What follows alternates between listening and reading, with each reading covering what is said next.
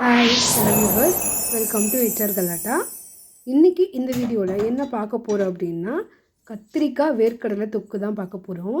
First அடுப்பை on பண்ணிவிட்டு கடாயை வச்சிடலாம். நான் கல்லெண்ணெய் கொஞ்சம் விட்டுக்கிறேன். நான் எண்ணெய் கம்மியாக தான் யூஸ் பண்ணியிருக்கேன். எண்ணெய் சூடானதும் கடுகு உளுத்தம் பருப்பு போட்டுக்கலாம். அது நல்லா பொரிஞ்சு வரும்போது கருவேப்பிலை போட்டுட்டு சின்ன சின்னதாக கட் பண்ணி வச்சுருந்த ஒரு 10 சின்ன வெங்காயம் போட்டுக்கலாம். அது கூடவே ஒரு 4 பூண்டை தட்டி வச்சுருக்கேன், அதை போட்டுக்கலாம். அதுக்கப்புறம் நான் ஒரு 5 கத்திரிக்காய் கட் பண்ணி வச்சுருக்கேன், அதை சேர்த்துக்கலாம்.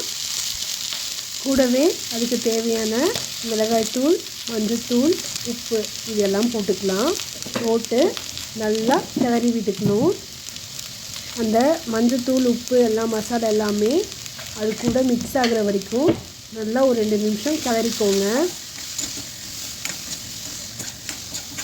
அது எல்லாமே மிக்ஸ் ஆனதும் வேணுங்கிற அளவுக்கு தண்ணி ஊற்றி மூடி போட்டு மூடி வச்சுடுங்க. நல்லா ஒரு 10 நிமிஷம் வேகணும். நல்லா கொதித்து வரணும். கத்திரிக்காய்லாம் நல்லா மசிகிற அளவுக்கு கொதித்து வரணும். இப்போ பார்க்கலாம். பாருங்கள், இப்போ தான் கொதிக்க ஆரம்பிச்சிருக்கு. நல்லா மூடி வச்சுருங்க. நல்லா கொதி கத்திரிக்காய் வேகணும்.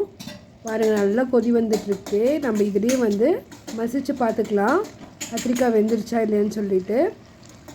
நல்லாவே வெந்துருச்சு. முடிஞ்ச அளவுக்கு நீங்கள் வேணும்னா மசிச்சு விட்டுக்கோங்க. இல்லைன்னா அப்படியே கூட நீங்கள் நீட்டமாக கத்திரிக்காய் அப்படியே வேற சாப்பிட்லாம்.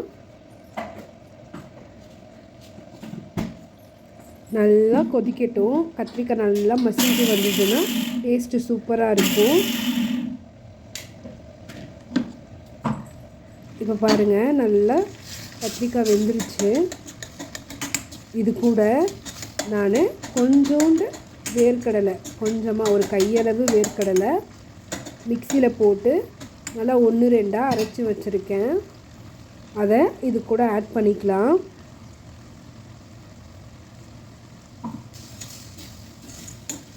உங்களுக்கு கன்சிஸ்டன்சி எந்த அளவுக்கு வேணுமோ அதை பார்த்துட்டு நீங்கள் வேணும்னா எக்ஸ்ட்ராவாக தண்ணி கூட ஆட் பண்ணிக்கலாம். பார்த்திங்களா, வேர்க்கடலை போட்டதுமே நல்லா அந்த திக்னஸ் கொடுக்குது. உங்களுக்கு எந்த அளவுக்கு கன்சிஸ்டன்சி வேணுமோ அதுக்கு தகுந்த மாதிரி நீங்கள் ஆட் பண்ணிக்கோங்க. நான் இது கூட லைட்டாக தண்ணி ஆட் பண்ணியிருக்கேன். அவ்வளோதான், கத்திரிக்காய் வேர்க்கடலை தொக்கு ரெடி ஆயிடுச்சு.